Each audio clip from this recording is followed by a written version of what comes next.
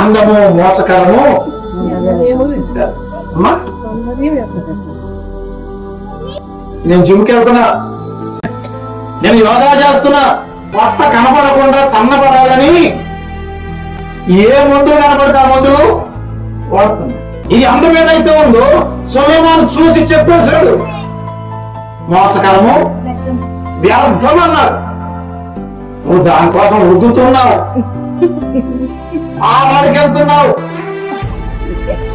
ఒక ఆవిడ తన ఫోన్కి మేకప్ లేకుండా ఫేస్ లాక్ పెట్టింది. ఈమె అందానికి విలువిచ్చి టైం ఇచ్చి ధనము వెచ్చించి పార్లర్కి వెళ్ళి అందంగా కనబడాలని తయారొచ్చి ఫోన్ ముఖం ముందు పెట్టుకుంటే ఫోన్ ఏమవట్లేదు. నీ ఫోనే నీ మాట, దేవుడు ఇంకెక్కడ వింటా నీ మాట. కొంచెం లావుగా కనపడితే ఫీల్ అయిపోతావు, కొంచెం సన్నగా కనపడితే ఫీల్ అయిపోతావు. సన్నగా కనపడితే ఏమంటారు, ఏమన్నా తినట్లేదా అంటారు.